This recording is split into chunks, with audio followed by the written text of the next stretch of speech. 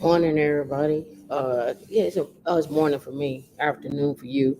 Uh, had to find a good place in the lobby to do our broadcast. Uh, Welcome back. This is Black History Month too. I hope everybody's doing good. I got to get some things set up so I can see things. I don't even know who in the chat, how many people we got out there or whatnot. But good to be back. This week too in Colorado. Broadcasting from Colorado, I should say. I hope everybody had a good week. I think it was snowstorms, basically storms everywhere. There was even storms. I was looking at storms in Russia, where it got down to minus 67 degrees in Russia. I was like, I don't know about that life at minus 67. That's a lot. Uh, no, I don't know, but I posed the question: Could you go spend 6 months in Russia at those temperatures of minus 67? If they were paying you 5 million for 6 months, could you do it? Right? Could you do it? Happy Saturday, Sunbreeze. What's going on, Will? What's going on, D? Could you spend out there? Right? Yeah, that's cold. Could you do minus 67? They was paying you 5 million, 10 million for 6 months in minus 67 degrees. Could you do it? Right? I don't think people go outside, uh, but I think they do go out there and dig their car out. There is let me see if I could pull it up. Uh, just a quick clip of it where you can see minus 67 Russia. Because when I was looking at it, the animals looked like they was frozen. Like it was crazy. See, minus 67 Russia weather. I was like, what are you doing minus 67? See, minus 60 degrees, minus 67 right here. Terrible snow, right? And what they used to dig stuff out with, like the wind. Oh yeah, this is the one that I had showed D with the animal that they had came across here. Like look like he frozen, right? But he's not. He's not frozen. He's but his mouth and stuff got snow on it and everything. They took the time to get the snow off of. But look, look, you thought he was frozen to death, right? But you know he he uh he can't get this the he can't eat. He can't do nothing, right?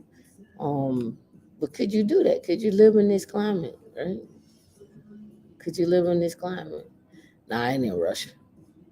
I'm just pointing out like it got minus 11 here, and minus 11 is cold, but they dealing with minus 67. Coldest city in the world. Like, yeah, it's the coldest city in the world. Anyway, they end up, peeling off, you know, trying to take that snow off and stuff, get him off his face and stuff. And then there's other clips in here where um there's other clips in here where it look like people going skinny dipping. Like, man, I'm not skinny dipping, but man, that's too cold. I ain't doing it. But look at this. Look how that wind and that snow is blowing. Right? Animals outside digging. Look at this. I don't know. Could you do it? Could you live in minus 67? Is that something you can do? I don't know if you could do it. All right. So in honor of Black History Month, I was gonna start off with: Did you know who the first black billionaire was? But he's already up on the screen, and the person is Reginald F. Lewis. I don't know if you all are familiar with Reginald F. Lewis. This is actually his wife right here. If we back up, this is a little something that was in honor of him, the America's first black billion-dollar businessman. I have some more stuff on him. Let me pull this up. He wrote a couple of books too. Um, And we'll pull those books up as well too. But Reginald F. Lewis, and then let me pull up his books. Let's go on Amazon. Reginald F. Lewis, right? Um, should white guys have all the fun? I read a couple of people that said they've read this book. Some people followed his I don't want to say his style. They followed his book as a guide to help increase their wealth or to generate wealth. The other one is keep going no matter what. The Reginald F. Lewis legacy 20 years later. What does that look like? Um, there's a couple of books out there that I would recommend. Like I said, I want to start a book club. I just haven't had time. Once I get settled in, we'll start creating and doing book clubs. But I went and read some reviews and some comments on here. You can see out of 780 reviews, you got 5 stars out of that, right?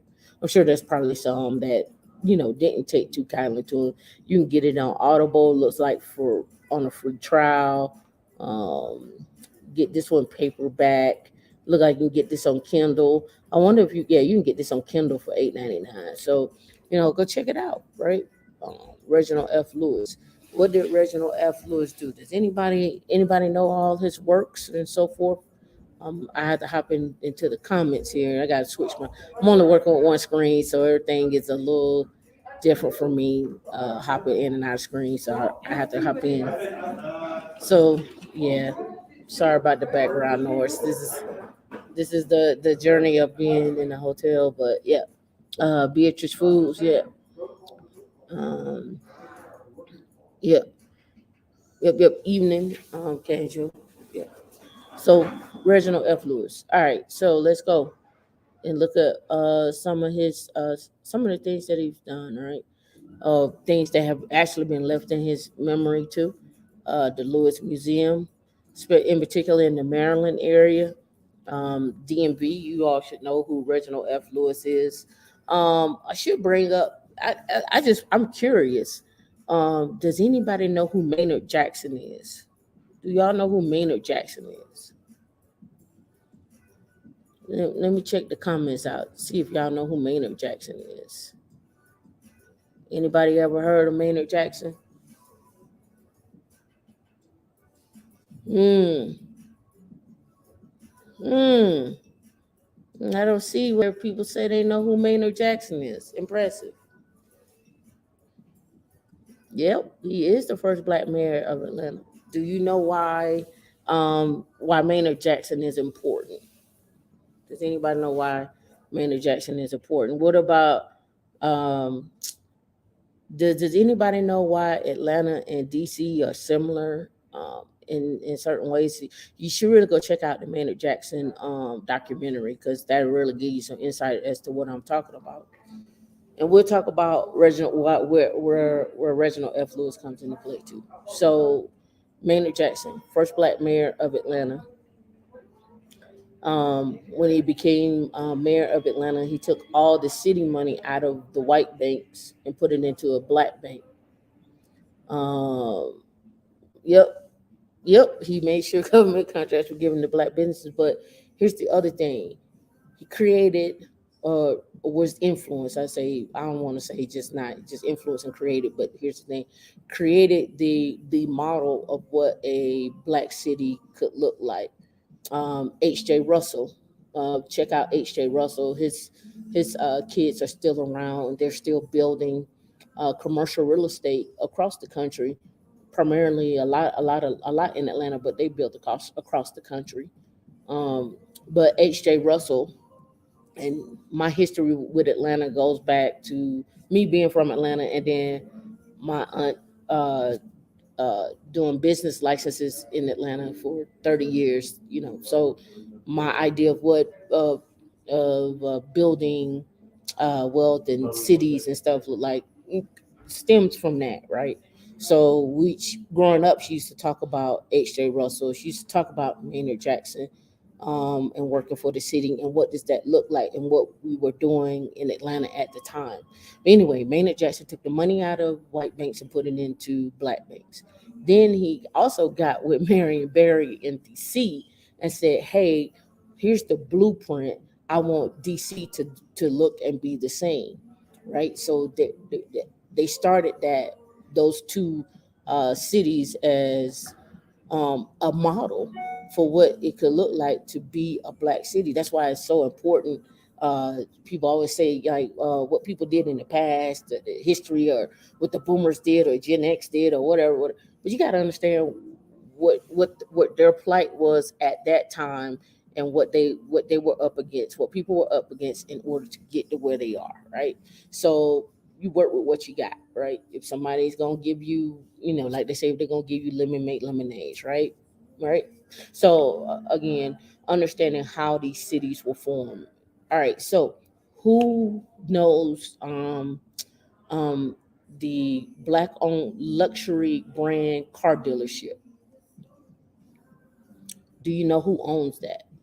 This is another important piece for those that like to go out and buy luxury cars or whatnot. Again, having relationships and stuff like that is important. I actually visited the actual luxury dealership in, I won't tell you where it's at, but it's in the DMV area. It's more in the V area. It's more on the Virginia side than it is in Maryland or DC.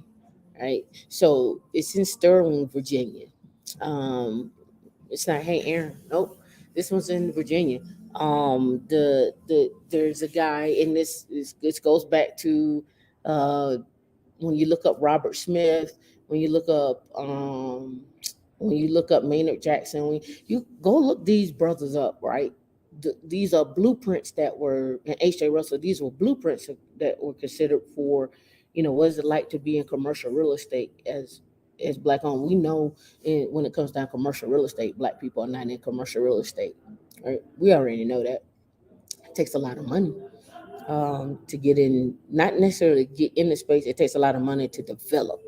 I mean, when I say commercial real estate, I'm talking about developing.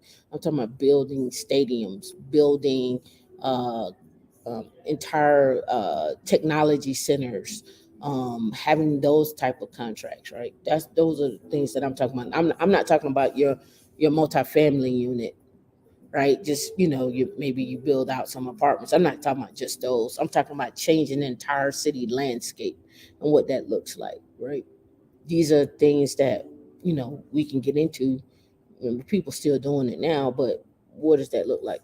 The other one, when it comes to um, uh, DC and Sterling, Virginia. So let me go. It's in Sterling. Let me pull it up for you. Sterling, Virginia, and type in McLaren.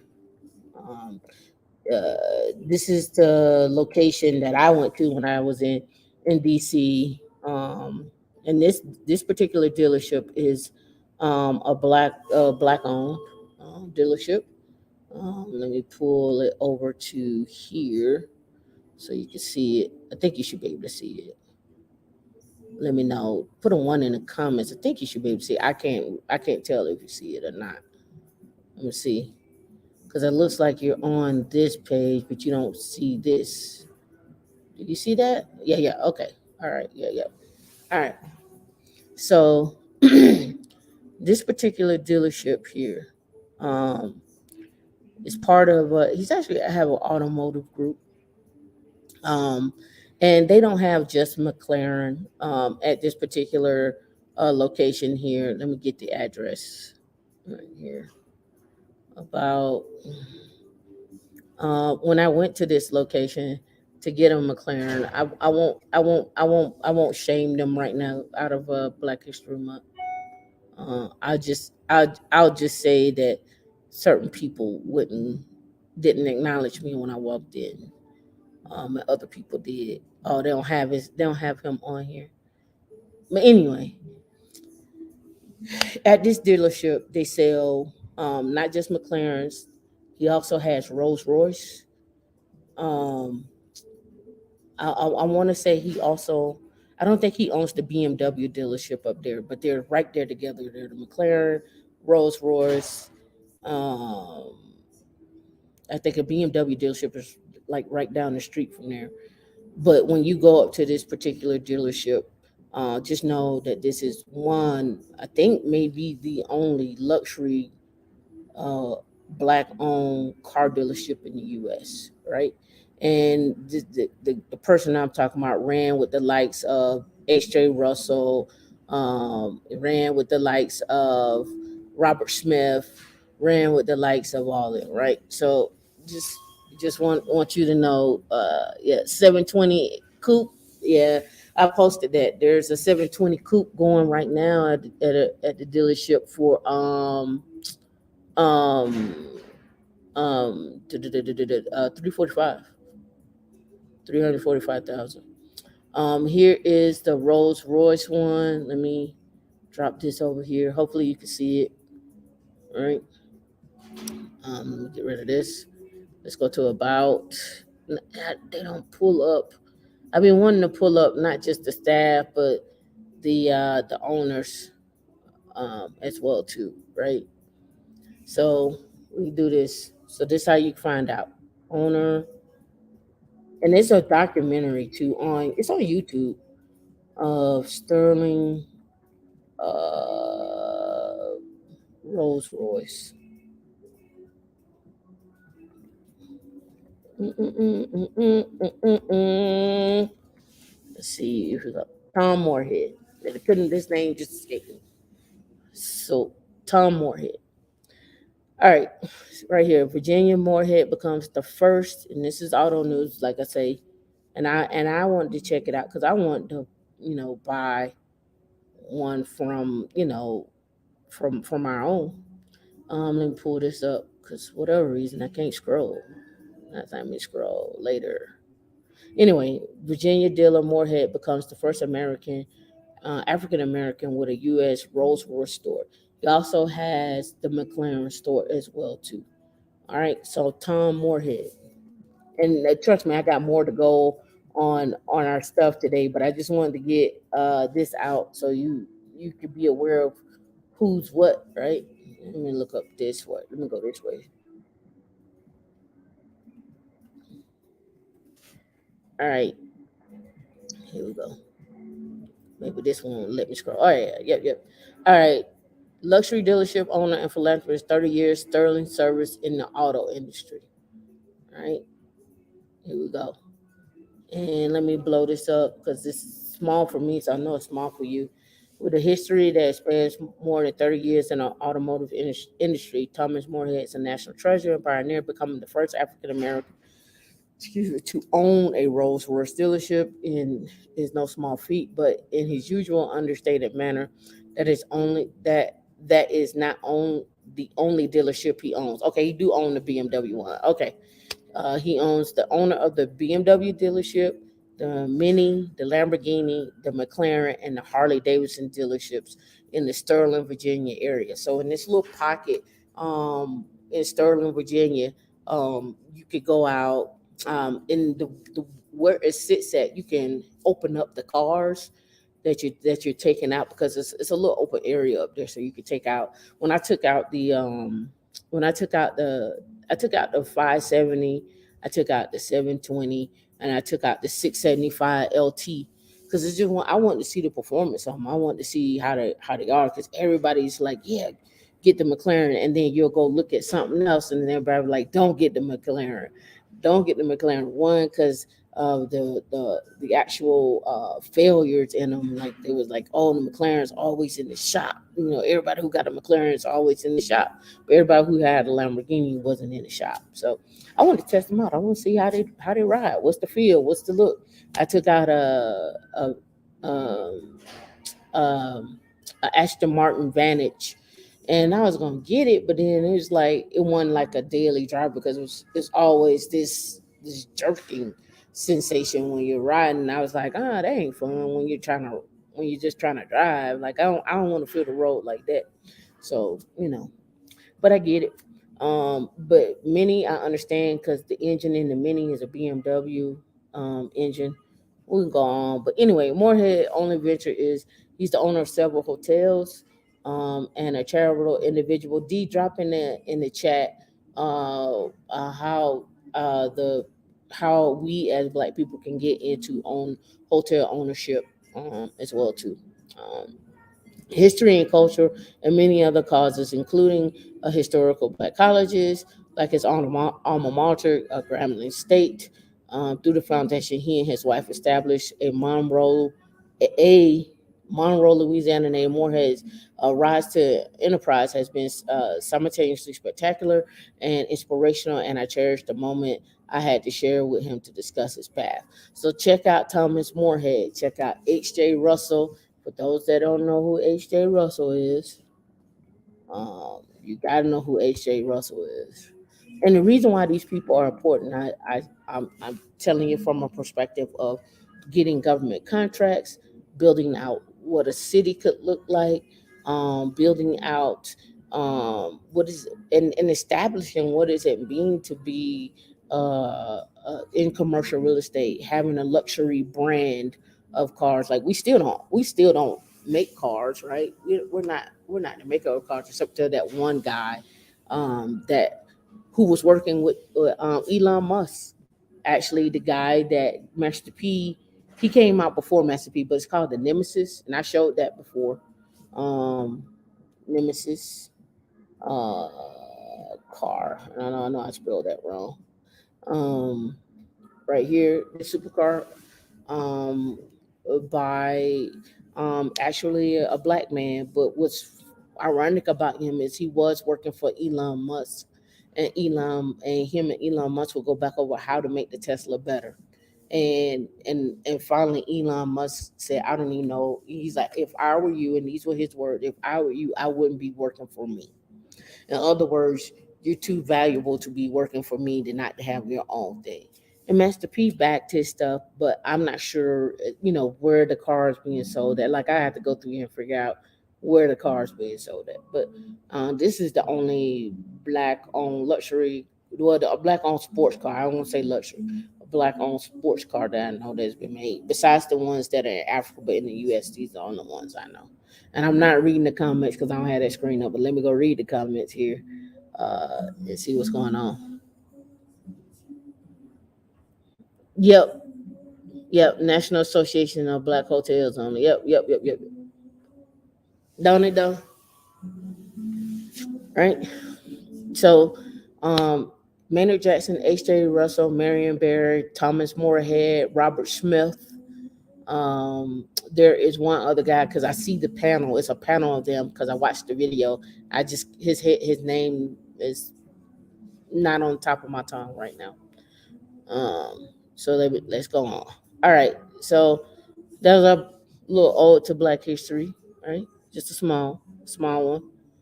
All right. So Emily Kirsch. Close these down so I don't have to burn my stuff. Can y'all hear the music in the background? It's enough to put you to sleep, but I just wondering if you could hear it. All right. So I was looking at a video from, I don't know if it was startup.com. I can't remember where it was from, but Emily Kirsch came up on this particular video. Let me see if I have her notes of where it was at. Yeah, right, I do. Here's the video. And again, founder and CEO, Powerhouse, managing partner of Powerhouse Ventures. Why did I bring her up? All right, so let's go here. And I have a note. We want to make these stories accessible and inspiring to the 23-minute mark in my people notes. Who are just, climate. You'd have to get very lucky. And this is how you murder. Listen. Right, do we have any questions from the notice? I mean, yeah, like I'm from the murder capital of the world. If you're disciplined enough, just from what you do, like it is just thrilling. It's so fundamentally optimistic. I've talked to companies that are trying to solve real problems. I've talked to like bonkers moonshot companies. Yeah. I've sort of said like my first yes and my first. So I look at these videos, right? from a perspective of like what are they doing? They're really talking about startups. The one guy who's on here, he just added Molly this year as a co-host, but really to talk about like how people are investing in startup, what's going on in the startup world, how to get started. He'll hold Q&A sessions, just talk about how to build your pitch deck, how to get your funding, what are they looking for. He's interested in people who want to start their companies and so forth. But in this particular case, the whole Biden situation with the infrastructure bill, and remember I talked about this earlier, last year. Remember when I talked about ESG funds? I think she created a private equity fund to attack the whole situation with global warming, the whole situation with not just global warming, but the whole situation on the infrastructure side. But those ESG funds, remember I talked about this last year, how they were creating ESG ETFs. They were creating ESG funds in order to raise money, not just raise money. I don't want to say right to raise money, but to also get involved with the infrastructure of the United States, or oil, energy, those type of funds, those type of ETFs. So she's created an actual fund, and I think I don't want to quote it wrong because I forgot if it was 10 million or if it was almost a billion. But let me go in here and see if we can find out. Hold on. No, I mean, it's all Nice. happening. It's thrilling. Nice. Congrats. It's so exciting. And you're right. The climate crisis is so daunting, but when you get to work on solutions every single day, it gives me, and I think everyone who gets to work on solutions, a sense of hope and optimism that otherwise I think would be really hard to have. I think it really would be. I actually feel really grateful that I get to, I mean, it's wonderful to talk to founders anyway. They're just a positive force on the world, and they're trying to make real change almost in, no matter what they're doing, but particularly around the climate crisis. Yeah. And it is like a great way to combat anxiety. And another thing I wanted to add to this too is this goes back into my other conversation that I always have it about creating these private equity funds, and so forth. And what is the fund going to do? Who's managing the fund, and what is that fund going to do? And I forget her background here. Let me go back over here if they see if they get anything. Yeah. All right, entrepreneur, advisor, investor, worked with Van Jones, former advisor to President Obama on clean energy projects across California. World Economic Young Global Leader, and serves as the on the investment advisory board for NYS SERDA, I guess NY Sedera or Serdar, if you want to look at it like that. And from what I gathered from them is basically from this stint with Obama, she started creating this fund, and it has blown up. And she's got a lot of investors that are going into creating this fund around, again, climate change and ESG funds and the infrastructure bill. So here, ESG funds. ESG funds are a portfolio of equities or bonds for which environmental and social governance factors have been integrated into the investment process. This means that the equities and the bonds contained in this fund have passed stringent tests over how sustainable the company or government in regarding the ESG era. And then they go on to talk about right here, like these different companies. I have to pull up my my notes on the ESG funds, but here, ESG funds that reflects what matters most to you inside of Vanguard. ESG funds, when it regards to NerdWallet, what they rate in the high rated and low cost, and then the best funds from Forbes, right? And you're gonna continue to see these funds as we start having more and more issues with climate, as we start as the younger generation looking to sustain, life on the planet, right? And how can we sustain that life, especially with the food shortages that we see now in cities, the food deserts that we see. What does that look like, right? And drop in the comments of one if you understand what I'm talking about. If this is like real over your head or whatnot, just drop a one. Let me know. What's going on, Mr. Real Estate Princess A, Afri P, what's up? Q4, see you. Princess A, Mr. Awesome, I see you. I think Snuggle said he or she had to run off. Tammy, what's going on?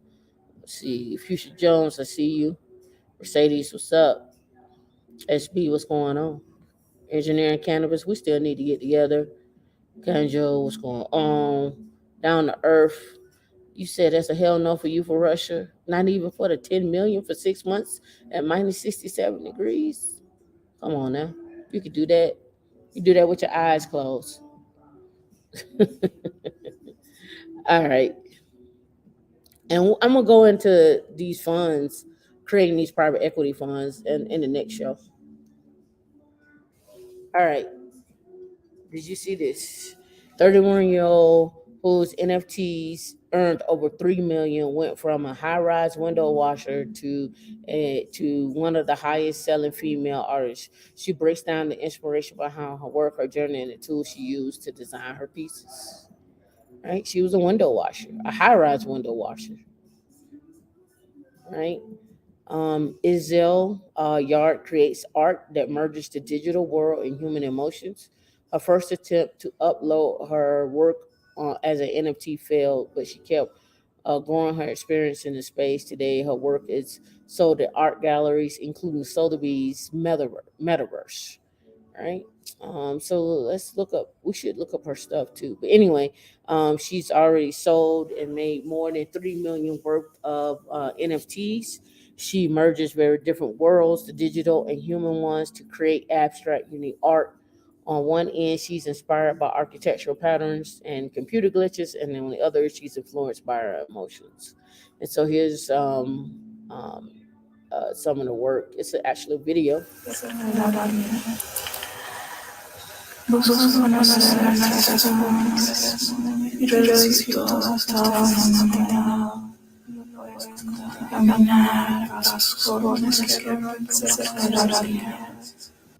Here's another one, I'm assuming.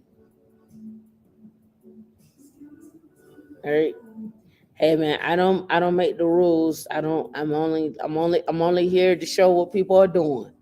I'm only here to show what people are doing. The emotions put in the pieces have varied, stemming from relationships and breakups, difficult life experiences, and her socio-political views around non-inclusive world, she said.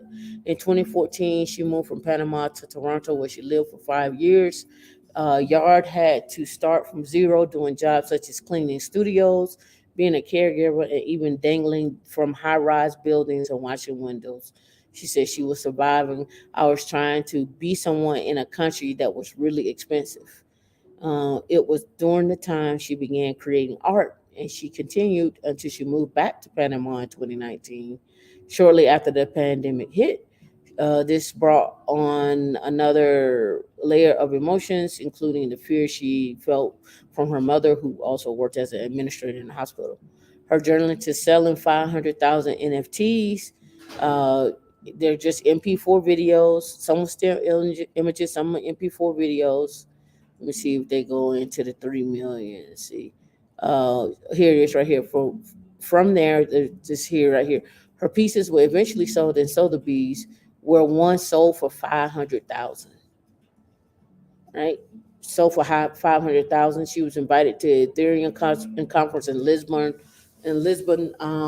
Portugal. I don't know if you know about the fire movement and the couple that's on YouTube that talk about going to Lisbon, but Lisbon is one of the places for retirement where everyone is talking about how far your money can go. And also, again, big on cryptocurrency and Ethereum and so forth, right?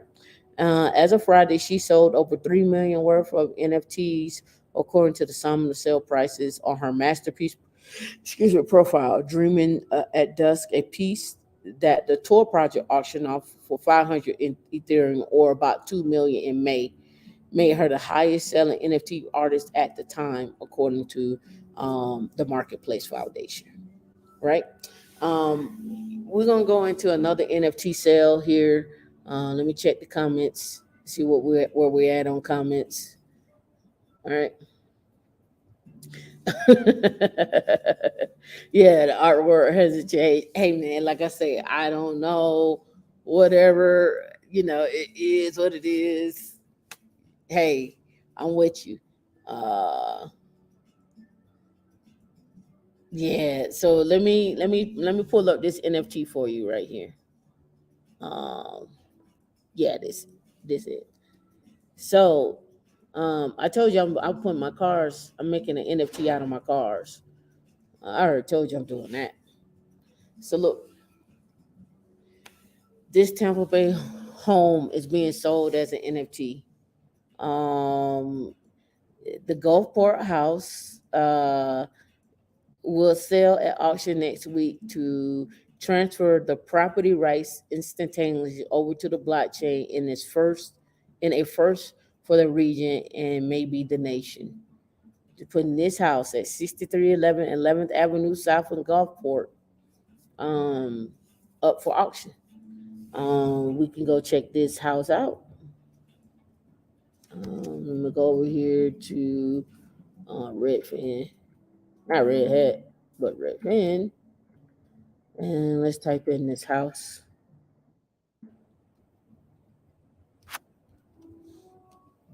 right here. So they transformed it. It didn't look like that before. You can see the before and after look. Right? And they put it up on see, it's 4 bedrooms, 2 baths. It last sold in January 22nd for $250,000. So they just bought this house and renovated. They gutted it and renovated it. All right. And Gulfport's one of them cities. You know, it's one of them cities. So they renovated it. So if they putting it out there for an NFT, they want to get back a minimum of what they put in. So if they bought it for $250, they probably put in like $200,000 for renovations easily. So they probably won't get $500,000 for it as an NFT minimum, right? Let's look into it here. Yeah, we'll start at 650, right? Yeah, that makes sense. They want all their money back. Is bidding for a home at 6315 and Gulfport's one of them areas. Will start at 650,000 according to Prop's website. The bidders will pay using cryptocurrency. Last year, property sold TechCrunch founder Michael Arrington's apartment in Kia as an NFT. The Spanish-inspired house in Gulfport has 4 bedrooms, 2 baths, a bright blue door, large 4 columns, and an iron doorbell in the front.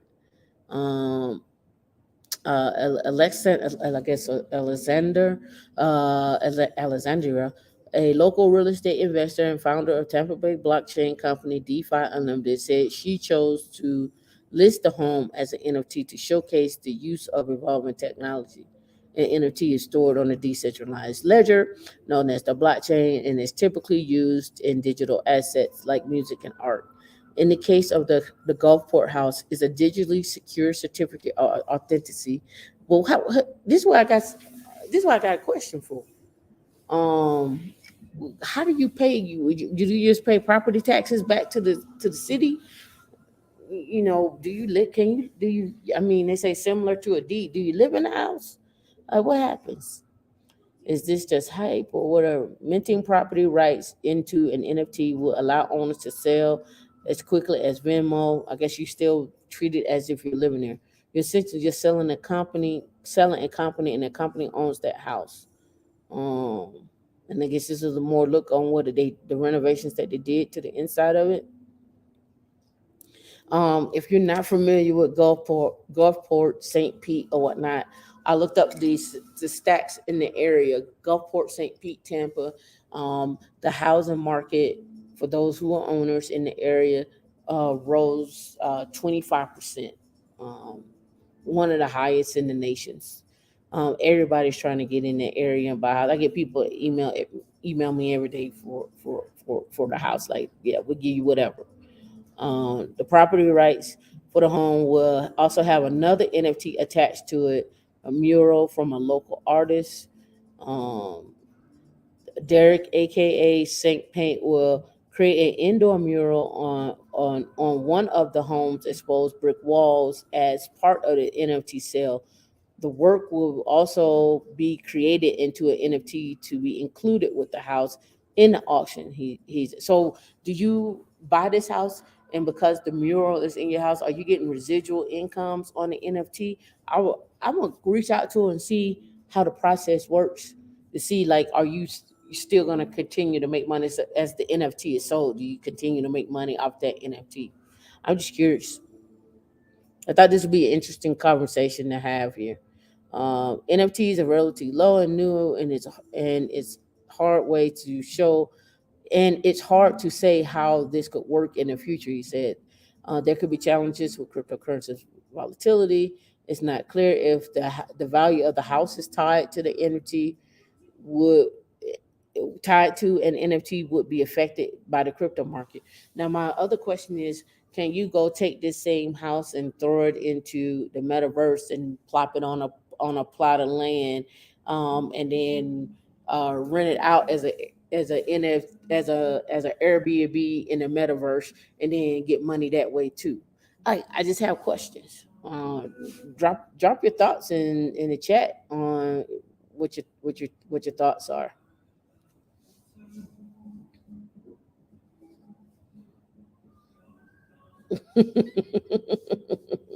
What's going on? Hanging with Courtney. How you doing? Yeah, I know that NFT do give residuals. Yeah, that's what I'm saying. They do give residuals. But if you bought the house, right, and the JPEG, excuse me, the mural is sitting in your house, and it becomes a JPEG, right, on the blockchain. Somebody comes along and buys it again. Do you get residuals from that, or does the person who painted get residuals, or you already paid that person in Ethereum and it's sitting in your house and you get residuals off of that? Or you get residuals off your house? Can you take what's in the contract from a real estate investment? Can I then take my house that I purchased, because we're talking 650,000 for a JPEG, really, and then can I move that over to some type of land, right, in the metaverse that I own, and Airbnb that out, and then get money back off the residual, not just the Airbnb but the JPEG itself?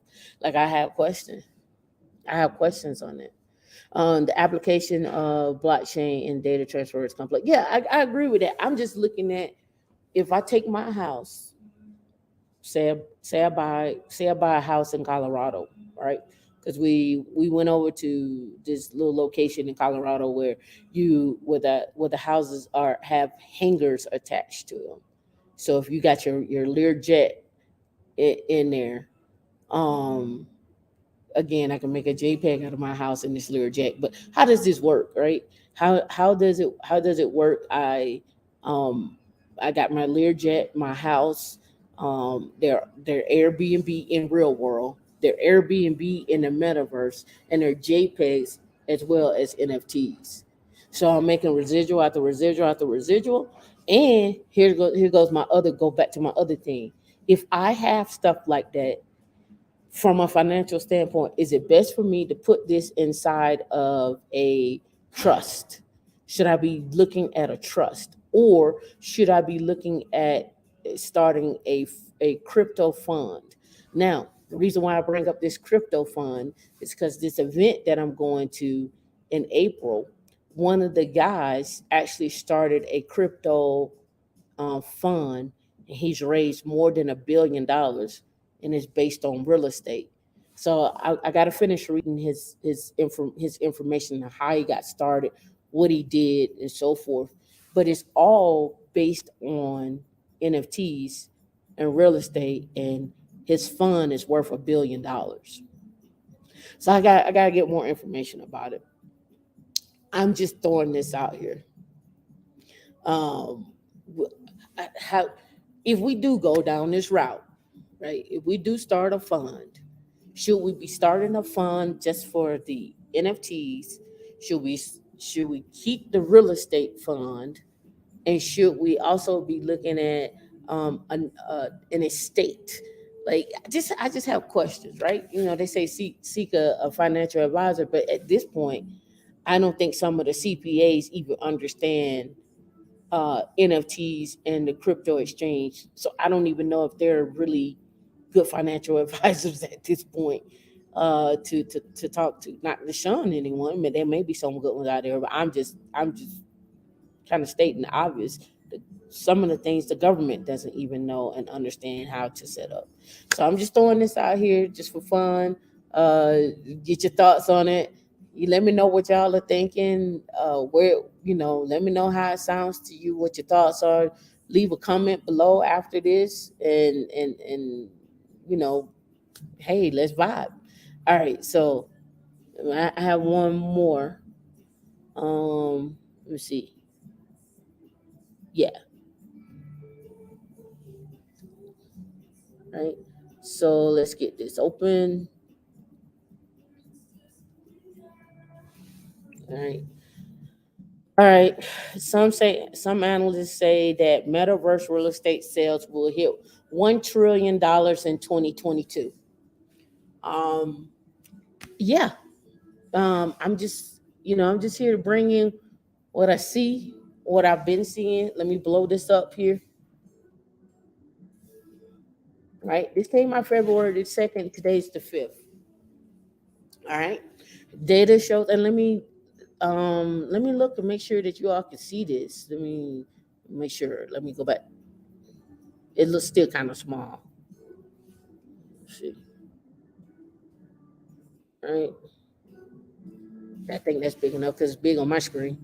All right. Data shows that the metaverse real estate spending has exploded since Facebook announced the change to Meta platform in October of last year. Sales have rose above 500 million for 2021 as a whole, but the numbers have slowed following November 133 million in metaverse real estate sales. We know about Snoop Dogg having his house in the metaverse. We know the guy that paid $450,000 to be next to Snoop Dogg's house inside of the inside of the metaverse. Is like, I'm gonna keep going, but I just putting this out here, right? On the pro growth side, last month, 85 million in sales represent 10% increase over January 2021. Analysts say if this year's sales volume matches the pace that it was last year, 1 trillion is an expected realistic target for 2022. We just saw the house in Gulfport being put up for 650,000. They bought the house for 250. They're turning it around and selling it as an NFT for 650. Does that mean you keep the house? Again, the sales in the Florida area are booming. So if you're looking for something, 250 is probably about what you're going to spend, and then you got to renovate in that area. But again, also land is also exploding in the area. So if you're able to buy land versus buying a house that's already making money. But here again, you got to think about it like this. If I buy the land, can I turn that land into an NFT and sell it in the metaverse as well too? What does that look like? So don't rule out it's just land and it's not making money. A lot of people buy land and just let it sit there and make money over time because there's, oh God, I'm getting out. Economic development. I'll pull that up in a minute. We'll get into it. All right. So again, Brand Essence Market Research predicts metaverse real estate will grow 31% each year through 2028. With metaverse real estate holdings, there are 4 major entities: Crypto Voxels, Decentraland, Sandbox, and I guess Somnium. That's how it sounds like. Of the Sandbox is the clear leader with its holdings representing 62% of the available land across all platforms. Traders explain the challenges in determining the value of an asset that has no natural constraint on supply and unclear future. At present, a dozen outlets sell metaverse real estate, and more come online every quarter. The largest transaction to date we saw that the saw in the metaverse is the Republic Ram, a $4.3 million plot of land. This goes back to what I was saying before. You can buy a plot of land. What does that look like? How do I sell my plot of land as an NFT? How do I do that inside of the metaverse? These are just things I'm talking about. So maybe you do buy a plot of land for $40,000. You take it, make it a NFT. You sell it in the metaverse. I don't know. Just throwing things out there, right? Metaverse analysts say digital real estate investing is similar to the real world in that location matters. This may not exist as a physical location. The nature of the space and what it offers could potentially attract investors, for example, a museum feature or an attraction, right? Sandbox Market Leader has a project called Fantasy Islands that offers boats, jet skis, and villas. Investors say they're on the lookout for the metaverse equivalent to Rome, Paris, New York, and San Francisco. Still, a number of analysts urge caution. Some describe the metaverse land as similar to a Ponzi scheme, and it could provide comparable to dodgy cryptocurrencies in the long run. The combination of artificial sacristy and uncertainty about the metaverse real estate has dampened some investor enthusiasm, but numbers also show market value. So again, where they're expecting it to go to 1 trillion this year in the metaverse for real estate. I know, Mr. Real Estate, you was in there. What are your thoughts? Would you say imagine renting out in real life while renting in real estate? That's what I'm saying. At the same time, right? At the same time, the fund should be centered on technology. And in the case of NFT real estate market, there are analytics that need to be derived, like what influenced the real estate NFT market. So a smart contract must include sales from the metaverse sales and land sales and many more. Yeah, we have to have you on to talk about that. I'm just curious as to, like, can I put like this again, like I say, most of the people that I see making these JPEGs, or they're making car JPEGs or NFTs. Let me change my nomenclature that I'm speaking in here. Most people are creating JPEGs, NFTs out of their cars. And they're not creating NFTs out of their cars. They're creating it out of something they create or real estate that they have or attempting to purchase, and including jets, right? So again, how can I buy one asset and that one asset make residual income over time, right? And it's same like with real estate, right? We talked about it last week, like McDonald's being a real estate company. We talked about Amazon being a real estate company. They're not just technology companies, but they're more so real estate companies, right? And they're buying land on 3,000 and 4,000 acres at a time, right? So you just have to keep that in mind when you're looking at these companies. All right, here's another one. This is with Arkhamvest. Arkhamvest seeks to launch its venture fund. Guess what she's launching her venture fund in?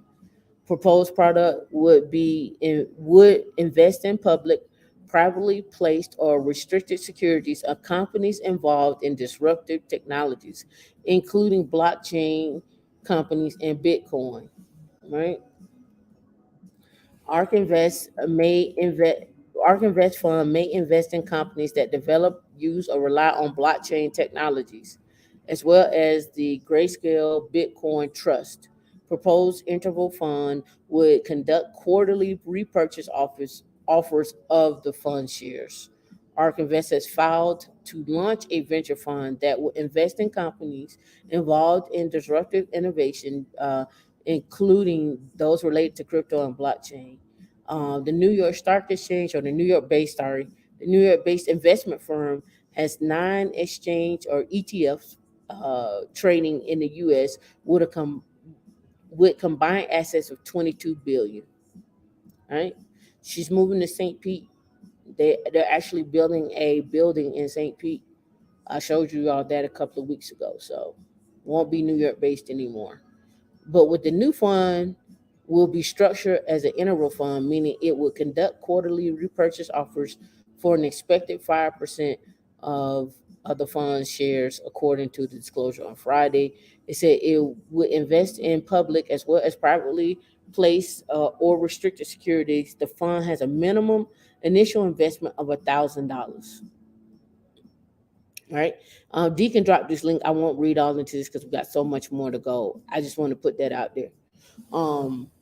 The other thing I also want to put out there about these funds that I'm actually seeing is again, to manage the funds, to create the funds, and so forth. We talked about that Series 65s. We talked about accredited investors. That's one of our goals. Drop in the chat, what's my number? I know y'all know my number at this point. For those who've been here, y'all know my number.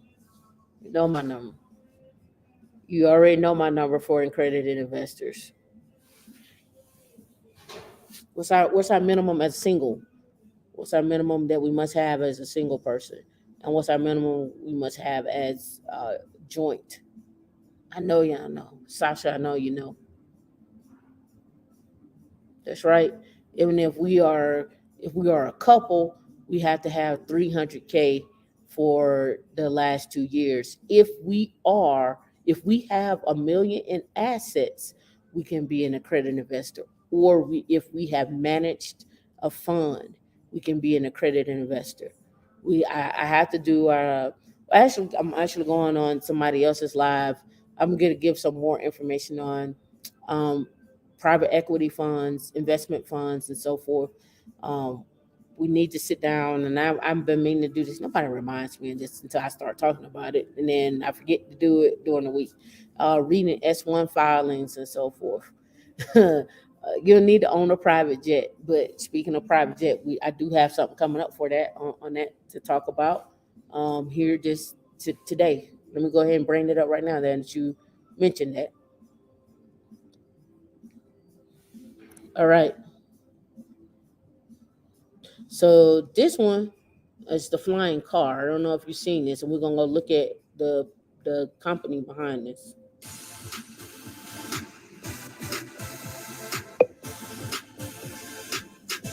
It's a prototype.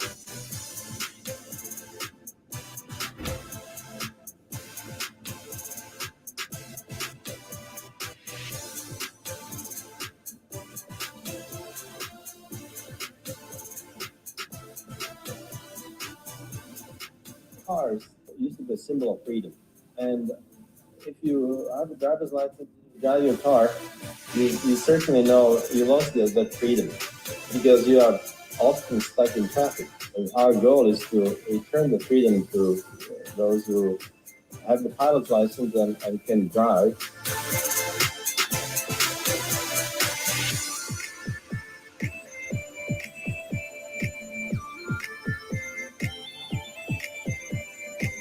All right.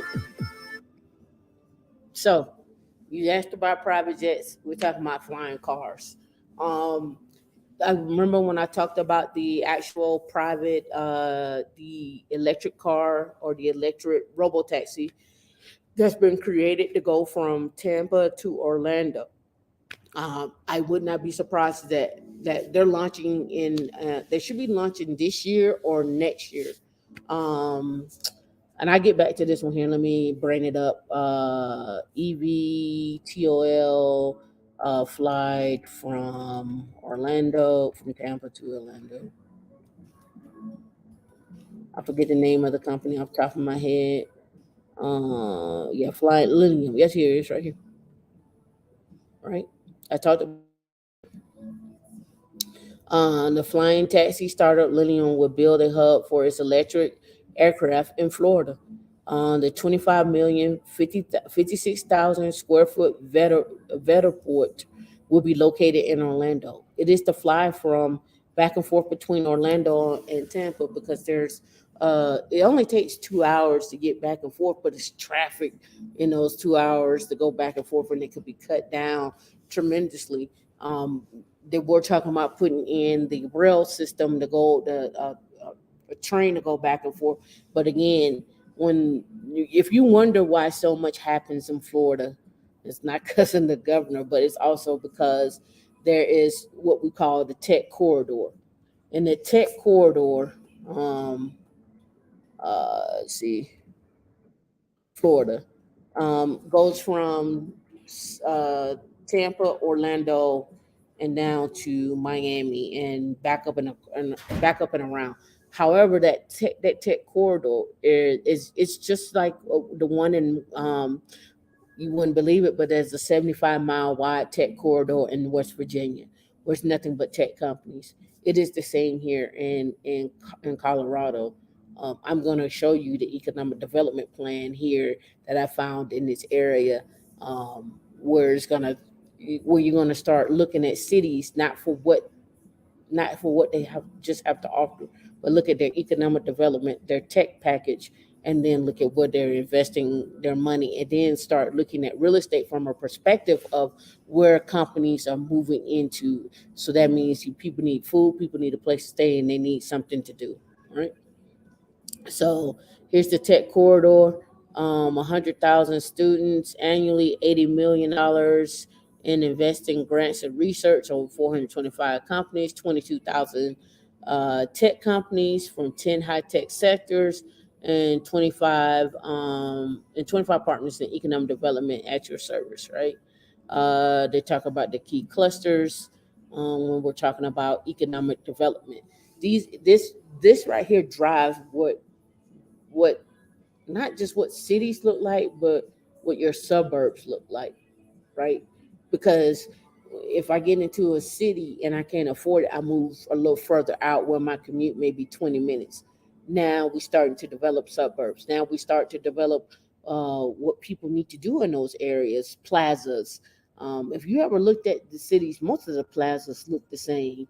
You got a place to eat, some places to eat, a place to get your nails done, a spa, a pet something, some type of food, whether it be tacos or Asian food or pizza, and some major brand in there, whether it's a Lowe's or Home Depot or some other look like a I don't want to say a Bed Bath and Beyond, but some structure that you know that's going to bring in money. Like I think Ben Mala just bought a Home Depot, and at Home Depot he knows it's going to bring him in 13 million a year. He owns the plaza.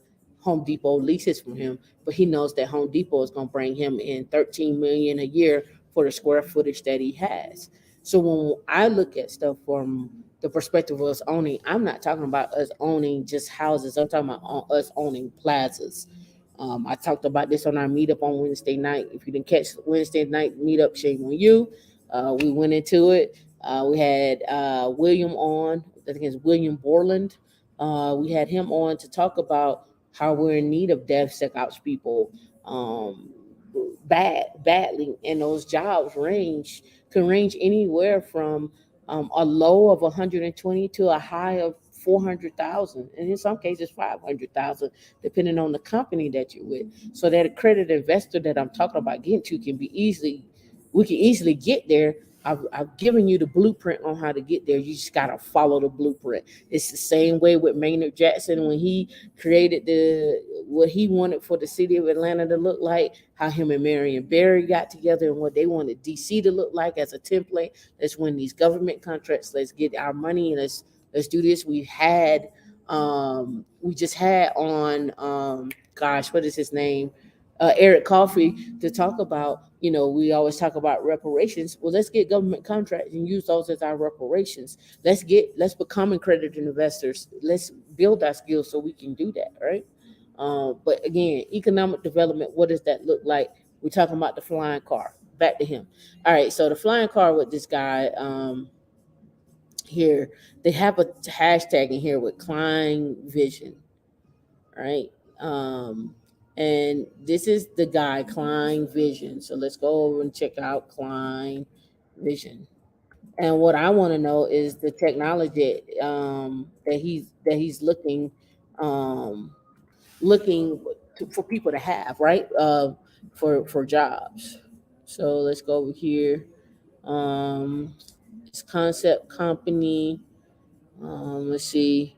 Does he have any careers yet? No, I don't see any careers yet, but he could go research and development.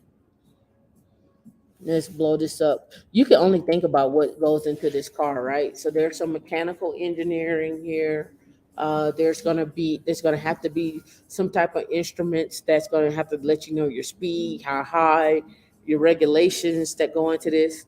Um, IoT devices are gonna go into this. Probably gonna be run on Linux automatically, right? When we're looking at this, tires, look, the wing, flexible and not.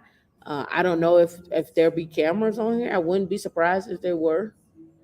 And here's the CFD analysis. Here's well, I think mostly electrical. Here's materials. Here's how they're building it. What goes into it. Aerodynamics. Of course, testing. Right. You don't want just to fail while you up in the air. I don't need. I wonder if they got the weight on here. Let me scroll up, see if they got the weight. No, I didn't see nothing about the weight. And what are the weight restrictions? Do people need to be 120 pounds? Do they need to be 90 pounds? Like, what's the weight restrictions on it? On who you can fly over and back and forth right in this car, right? See, Just Jay. See, how you doing, Just Jay? I'm just not checking back in the chat. Yeah, taxi drones. Yep, I'm in Colorado. So as you're driving to Cali, you call the airport and ask for the manifest so you can fly and drive. Yep. All right. Yep. All right, cool. I didn't miss too much. All right, so let's keep it going. All right. All right, so I wanted to bring this couple up. I don't know if you all ever followed this couple or even know who this couple is. Let's go back to real estate, but I met the wife and the couple a couple of years ago with Max Maxwell at a real estate at a real estate conference in Atlanta. I was able to actually work with a couple. I had a deal actually on the table to build out some units. Uh, but again, when you're talking to people who do big commercial real estate, when it comes down to building units, they're not going to build anything with you unless it's 50 units or more. So that's why it's good to look at and get in touch with what the city wants. It's also good to get in contact with what, like, if you can get some land that you can build a subdivision on that for cheap. Like if you could buy land for 250,000, then you can go in and build out a subdivision or something like that. Partner with the actual developer to build that out. Start putting in your street, right? Turn left on D Lane or turn right on Reed Terrace or whatever the case may be, right? Put your own spin on your own stuff. But Crystal and Dedrick Polite amassed a portfolio of 66 units worth $5.2 million in just a few years. The Power Couple is also featured. They got a TV series. They just got this TV series. This is new. TV series breaks down the real estate investing strategies that help them achieve financial independence. Right. This is the couple here. The couple's unique real estate investing strategy is featured in an A&E series called 50/50 Flip. And 50/50 Geek is our other other company. Everybody got 50/50 now, but whatever. They share how to find discounted properties, secure funding, and so forth. They also have a YouTube channel if you want to check them out as well too. You can actually just highlight this, hit up here, go here if you want to see their journey prior to this. Right here, Be Polite. Here's videos. of them right here. And you see I'm subscribed to them too, right? And what they do and how they do it. And the first episode up here as well too. They had a premiere party, so forth, so on, right? They talked about it 2 weeks ago. I saw it. I didn't look into it anymore, but then I wanted to also bring them up as well too. Oh, my niece sitting at this table, leaning forward. All right, see. Flying robots yesterday. All right, cool. And you see the robots that Elon Musk is making, right? All right, we got the flying cars. All right, I wanted to bring this up because all of those. Let me see. Let's go back up here. Let's not bring that one up. We did the 3 million. The startup fund. All right, here we go. Startup fund.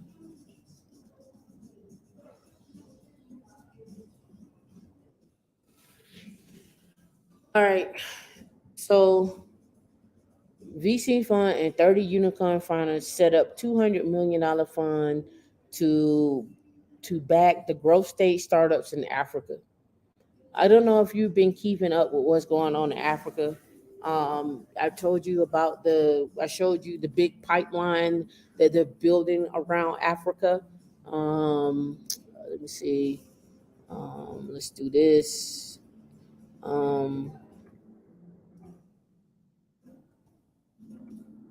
Pipeline around Africa. See. It is a tech pipeline. I should go back and put internet. It's an internet pipeline that they're building. And with that being built, that means data centers are being put into Africa as well too. Right, the undersea cable. Let's go to images. Right, here it is, right here. Facebook building a huge undersea cable around Africa to boost internet. You think somebody is not going to tap into the cable that they already laid? Companies aren't going to tap into that. Here's what it looks like, right? All around.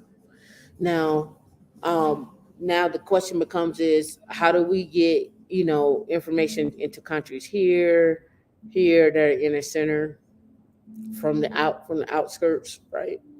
What does that look like? Well, I mean,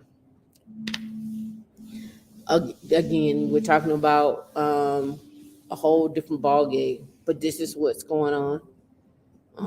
And then you can see it goes all the way back up here to Great Britain, right? You can see you can see where they're tapping in here around Africa, right? And this is Facebook, 37,000 kilometers, right? And so when you see stuff like this, VC 30 unicorn founders set up a $200 million fund to back growth stage startups in Africa. You see where the money is flowing, right? So follow the money, right? And what people are doing. All right. Next one that we want to talk about. Let me see. This one is what I thought was funny. I don't know. Did y'all watch our stuff this week? Did you see your did y'all see your money dwindling in the stock market? I move a lot more money over into ETFs. I'm an ETF fan, so I go by ETFs. So let me go here.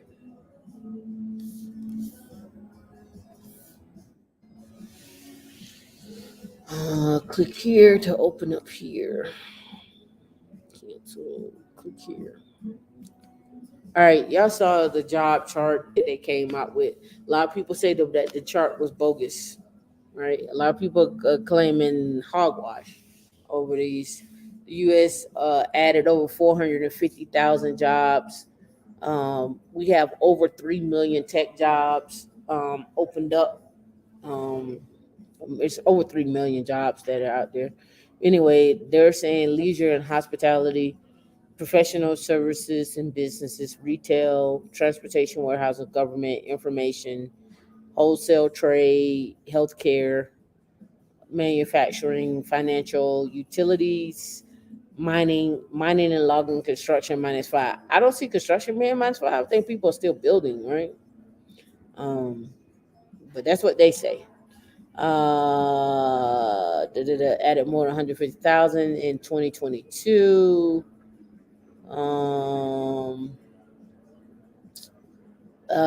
Within the sector, restaurants and bars added 108,000 jobs. Accommodation added just over 22. Amusement and gambling and recreation added 20,000. Retail and healthy job 61. I'm assuming that tech falls in information, I guess. The U.S. economy hired 7,500 truckers in 2022. Warehousing, 410,000, and couriers, 236,000. Professional and business service, 86,000. But they didn't say anything about tech, which I know for a fact has over 3 million jobs open right now, and we can't find enough people. Right? So let's close that one down. Let me go here.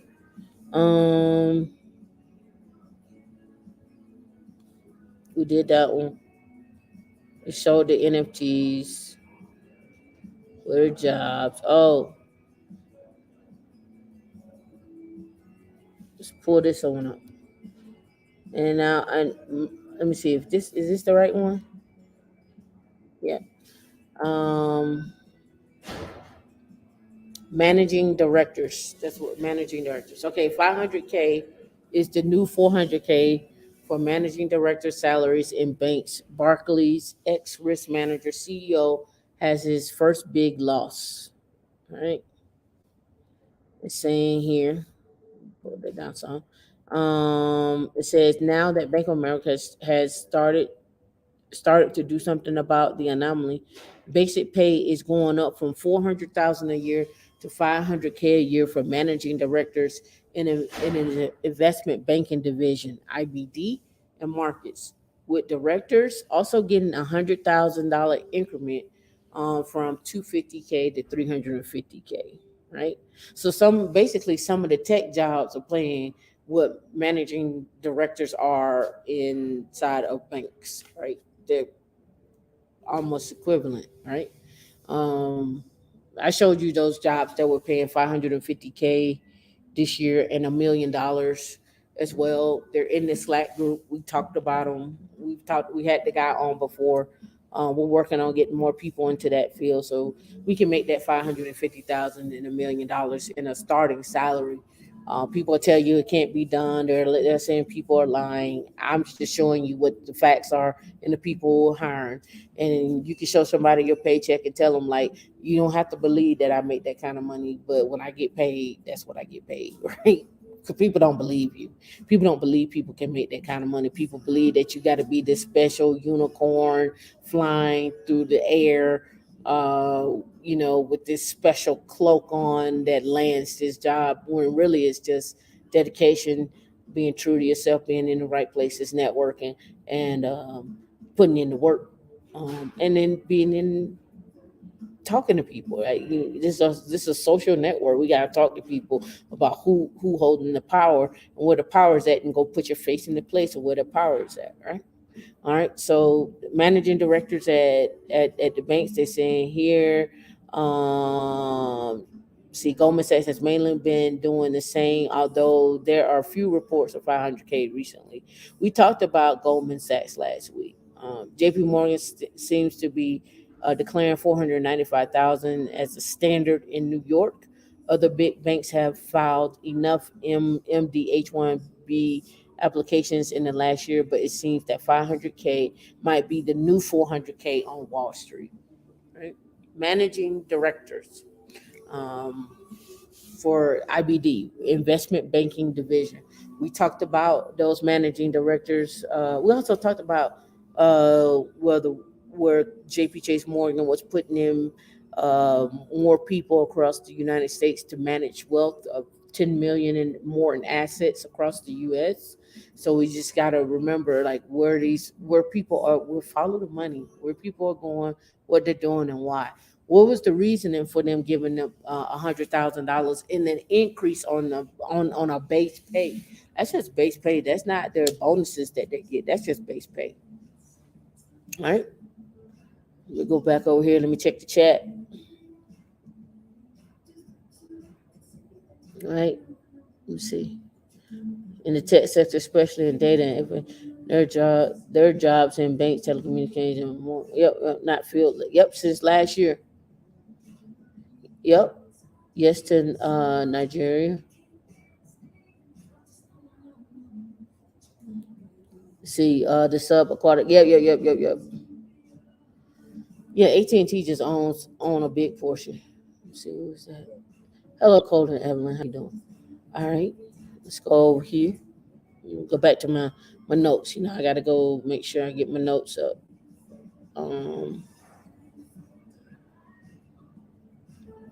See, acquired NFT. Oh, yeah, okay. My favorite, Aristocrats and Kings.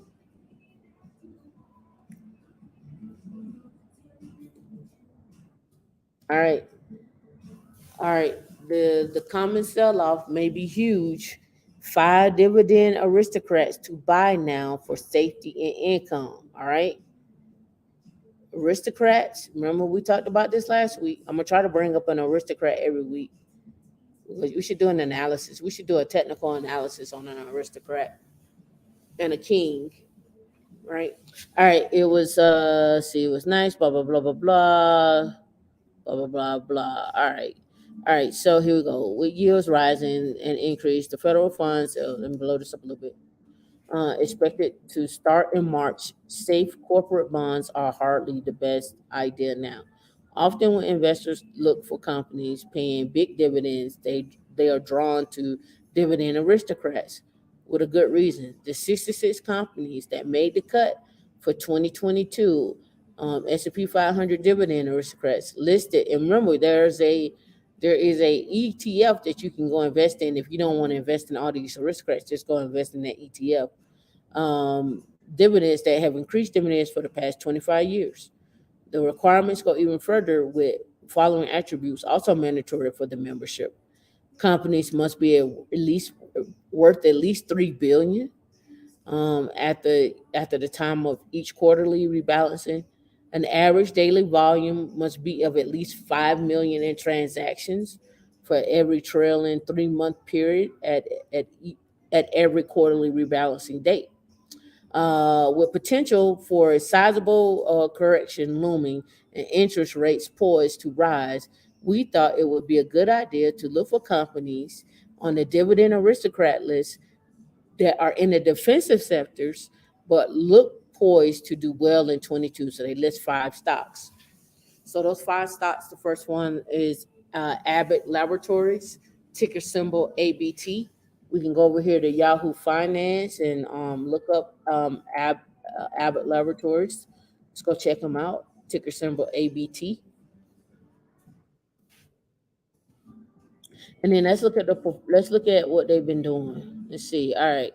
So we got options, holders, financials, historical data. Don't have performance. I don't want options. Let's go look at who their holders are. What's in here? Vanguard, Capital, Morgan Stanley. By the way, Morgan Stanley has bought me great dividends and has been performing quite nicely for me. Let me look. Let me see. I can tell you. Hold on. Let me look. Let's see. MS. Oh, not MZ, but MS. It may be on my other account. Oh, don't tell me I'll get no reception down here. I must don't get no reception down here. So I can't look it up. Oh, that sucks. I was getting excited for nothing. Yeah, it's still going. All right. Anyway, we'll look at Morgan Stanley in a minute. But anyway, top mutual fund holders, Vanguard Stock Market Index Fund, Vanguard 500 Index Fund, right? And they just show you what that looks like. Now, what I wanted to see was the historical data of it, but I wanted to see what they look like over time, like their dividends over time, what they were performing like. But they don't have that. They just got their highs and lows for that. That ain't what I want though. I may have to go somewhere else and find that. Let me see. D, can you bring me my charger too? I'm running low. I thought I brought it down here with me. Dividend. No, ABT performance. Let me see if somebody can pull that. Will somebody pull that for me?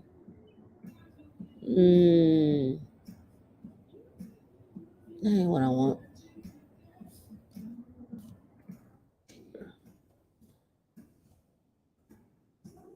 Let me see. Does will Google give me that? Let me see.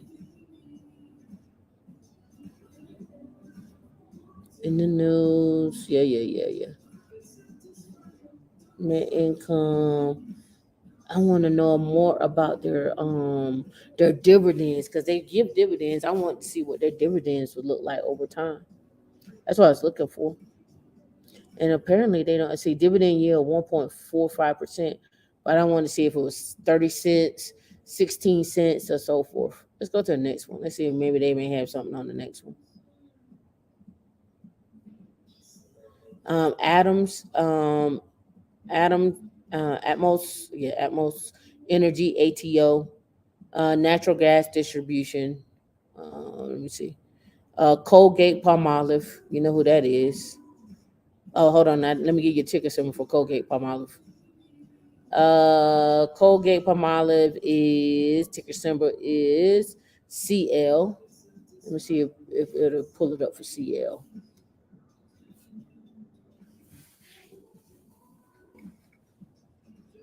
No, they don't have it either. But we got the earnings for dividend and yield 1.8% and then 2.8% in parentheses. Right, but they don't show what you have to go somewhere like Charles Schwab to get what that dividend looked like over time. Let's see, let's close this. Let's go to our next one. An Essex Property Trust, ESS. It's an S&P 500. It's fully integrated in real estate. It's a REIT, REIT, right? ESS. And I may have to log in on another lap on my thing. Let me go over here and do that. Let me see if I can pull that up. Let me check the comments before I do.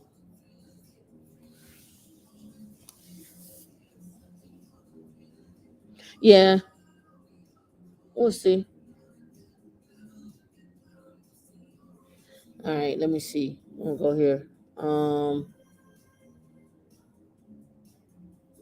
See what y'all see. Okay, yeah. All right, I'm logging in. I'm gonna do Charles Schwab real quick, and then let me log in, and we're gonna look up. We're gonna look at ESS or any of those.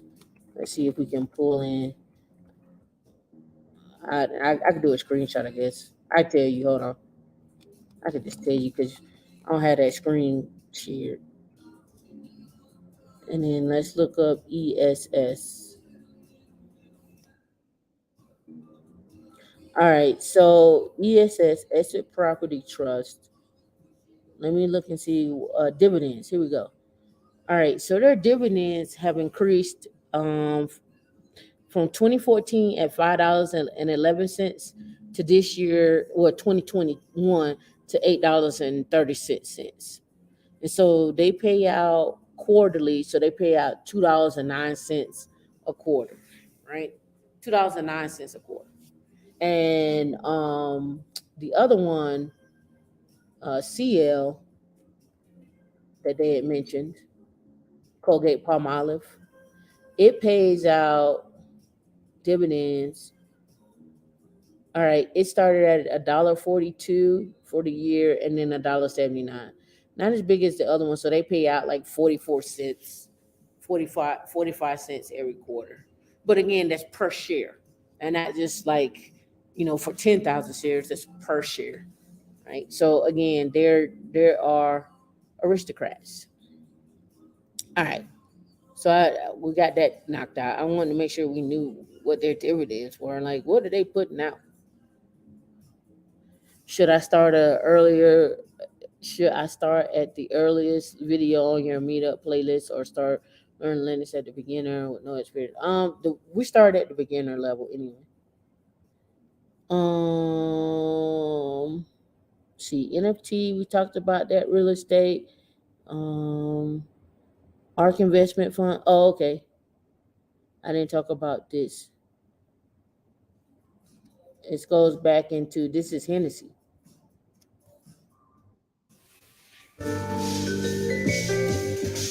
Hennessy is jumping into the crypto.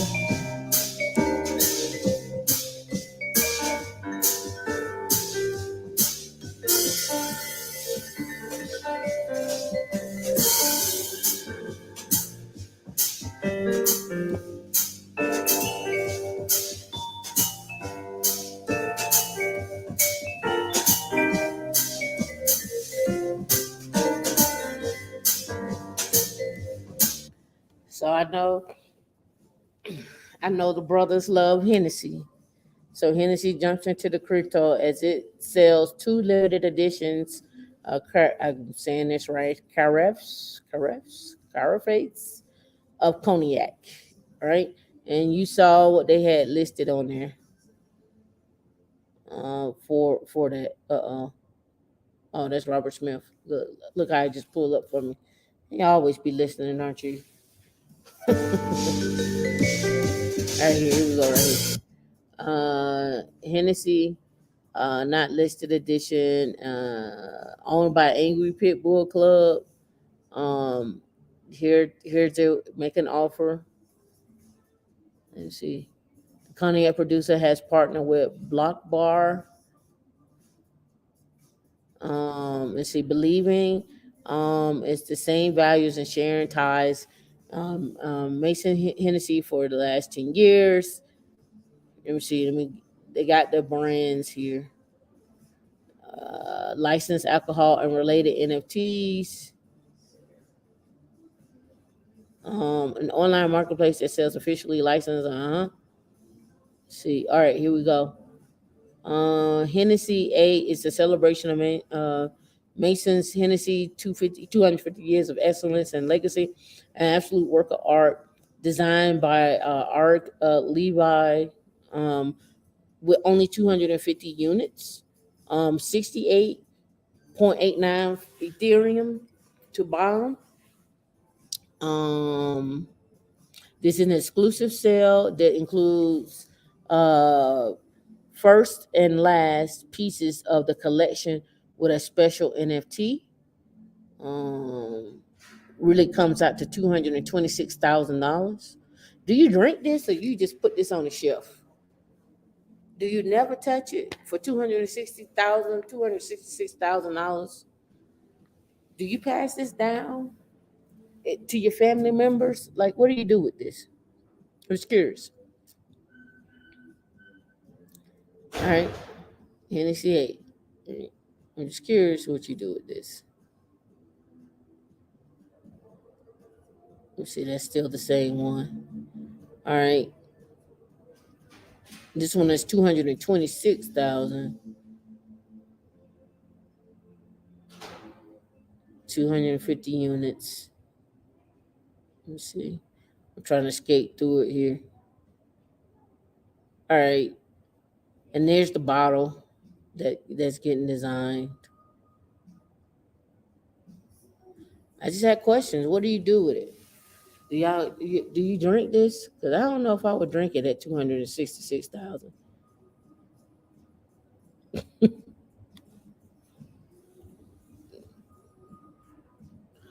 Brothers love him, they do. Just saying. They do. Well, brown liquor, I should say. We talked about Arkhamvest. SoFi sent over some information this morning that I thought was cool. All right.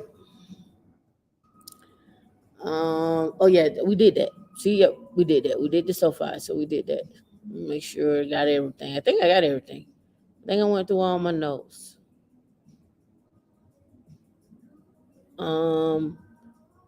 Except for this one. Oh yeah, these two I didn't go over. All right, here. Drop a 1 in the comment if you like what you heard today. We didn't do the jobs. I really did a lot of tech and stocks and crypto today. 2 income-oriented strategies to protect and grow wealth in the market. Founder and Capital Wealth Planning, right? Kevin Simpson, right? No matter what 2022 reveals, the time is always right to make a smart long-term investment to build wealth. It's pivotal to have a strategy. He say 2, I say 3.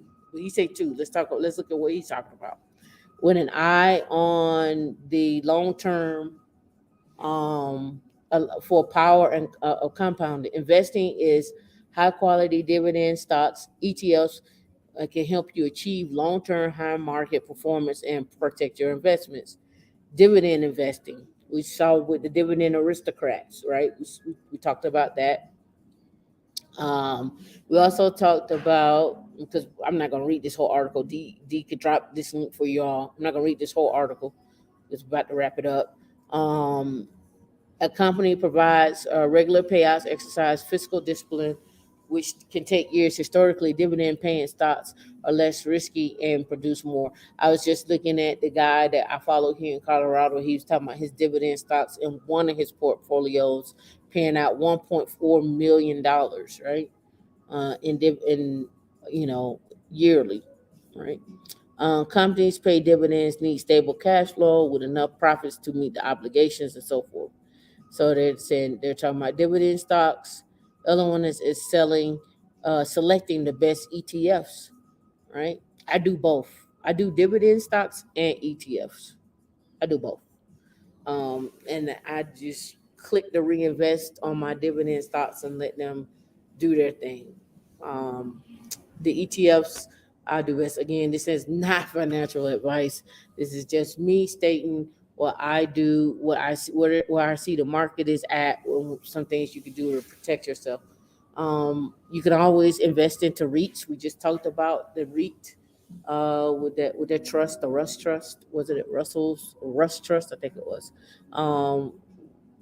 As an investment vehicle as well too, right?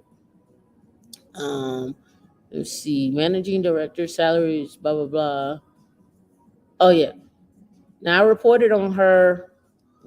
I had her on her face up on the show a couple of weeks ago. I'm gonna bring it. I'm gonna bring the picture down in a minute. I just want to show you this woman with the most meaningful job, $950,000 at Goldman Sachs. Quicks. Now, ominous noise about regulatory restrictions on U.S. bonuses. Do you remember this lady here from a couple of weeks ago? She quit. Remember? She was talking about the money, that the $10 billion in startup funds and so forth, but she was like, "You're not gonna stop. You ain't gonna give me my bonus. Y'all ain't gonna give me my monies."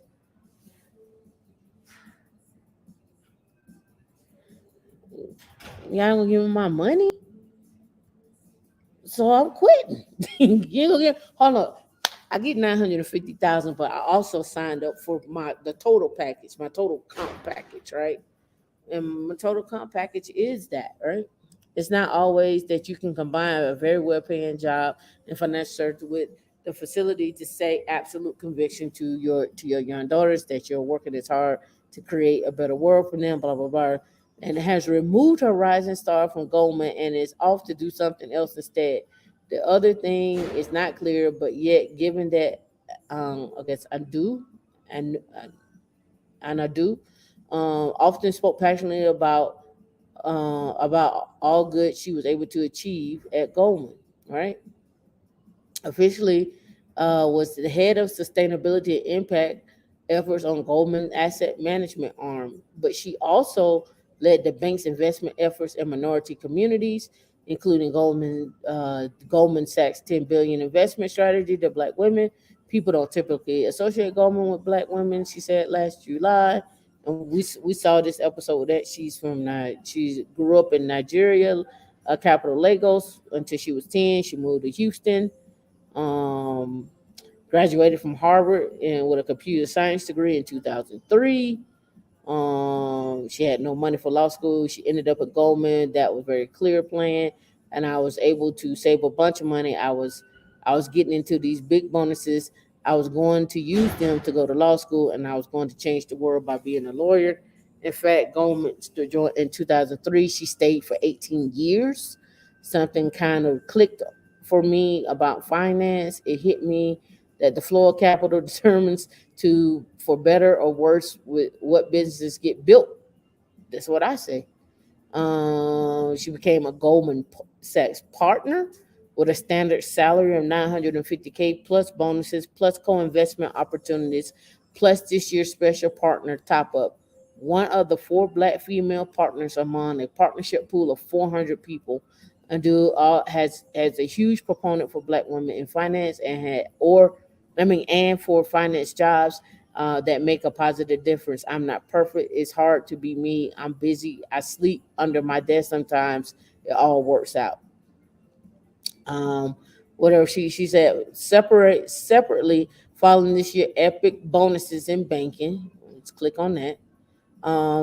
The inevitable backlash is cowering in the shadows. Sarah Bloom Raskin, Biden's nominee for the leading bank supervision of the Federal Reserve, has said she wants to tackle bonuses. If confirmed. It's not clear whether Bloom Raskin would work on bonuses this year, but ultimately it tends to reinvigorate attempts to impose rules to curtail them. All right. Again, we talked about these bonuses, right? Carlisle employs 1,800 people. Last year, it paid them $1.4 billion in carried interest and $2.3 billion in salaries. Right? We talked about the Carlisle group. I talked about how much money they was investing around. Let's go over here to these. Bankers dismay as higher bonuses consumed by inflation. Goldman Sachs compelled to pay partners something extra. Also, they didn't pay him. She was like, I'm out of here. You gonna give me my money? And see, junior bankers were increased, blah, blah, blah. We saw this earlier. Right? Let me see. All right. Goldman Sachs partners receive salaries of $950 according to H-1B visa registration. Then they get a bonus that multiplies of this. And this year they'll receive a special extra token of appreciation too. But they're not giving out what that is. And we saw last week some of those bonuses were $33 million on some of those. All right. I can go on. We got 2 minutes now. I want my laptop to run out. And we'll be back in an hour. I think we're scheduled for, is it 2 for our time? I'm not sure. I don't know. I think it's 2 your time. I don't know. I'm all off. I may have went over too long.